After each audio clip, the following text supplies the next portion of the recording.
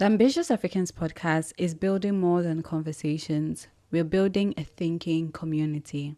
If you're navigating a challenge, transition, or decision in your personal or professional journey, we invite you to share it with us using the link below.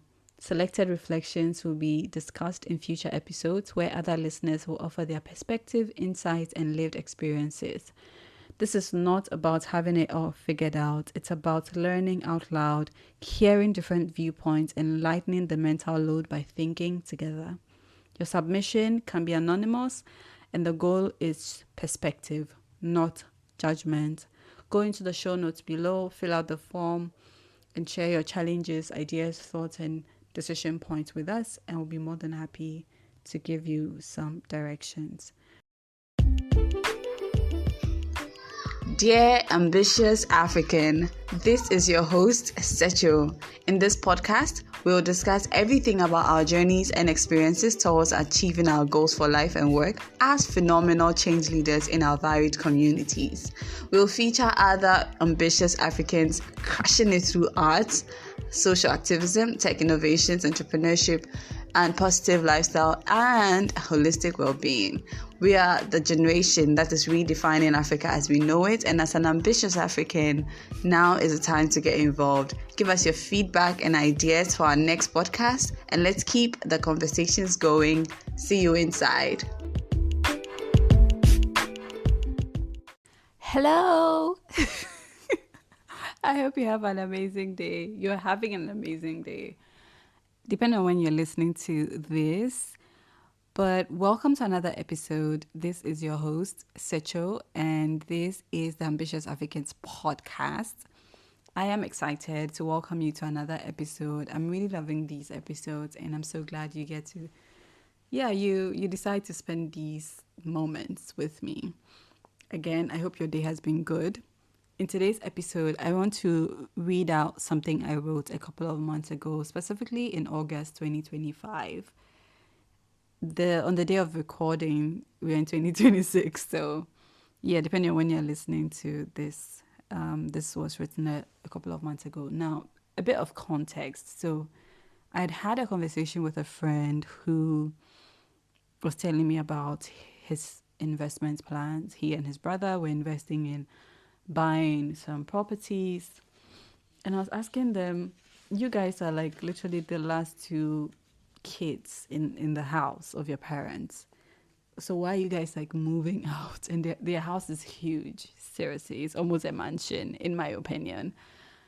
And then he's telling me, they want to build legacy and things like that, and that inspired me to write this thing that I'm about to read to you. And it's my thoughts around what it means to really build legacy, but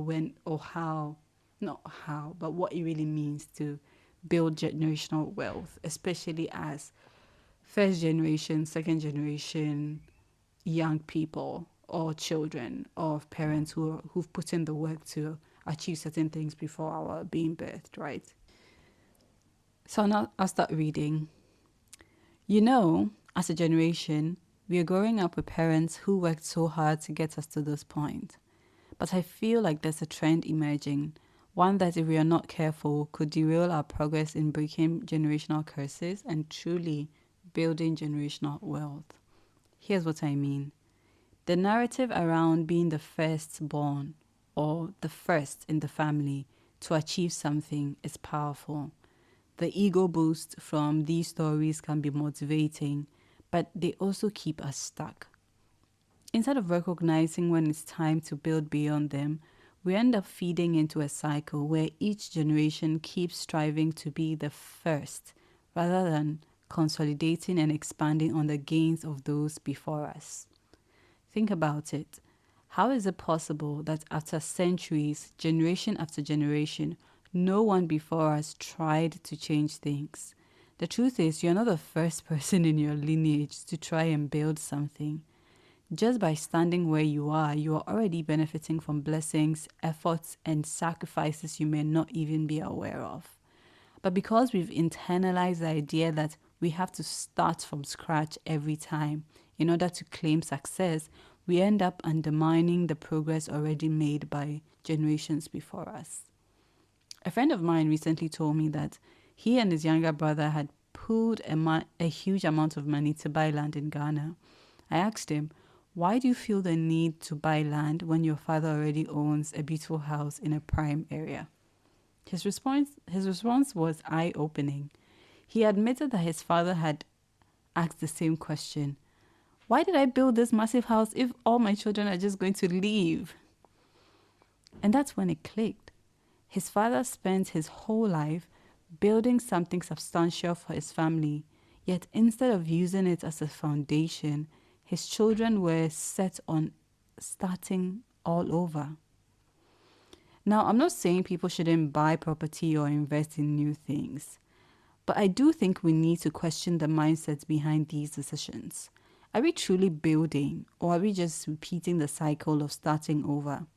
The most important thing our generation can do is expand on what has already been established, rather than chasing the empty validation of being the first.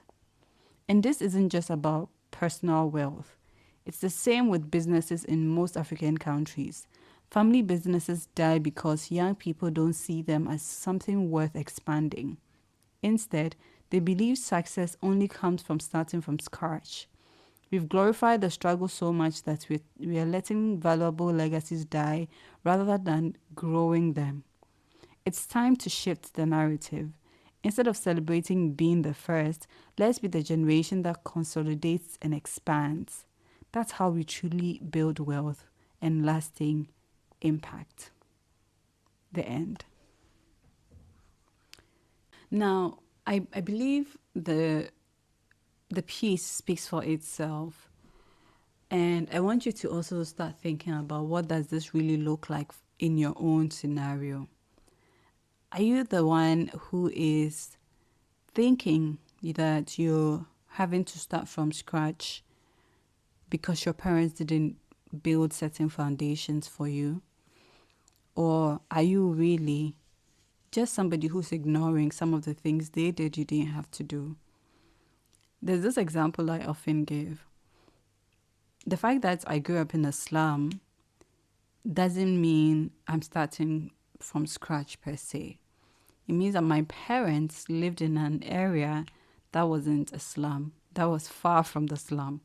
Because to them, before they moved to wherever we were, it wasn't a slum, but it was their first entry into the city. And so it was their definition of living in the city, yes?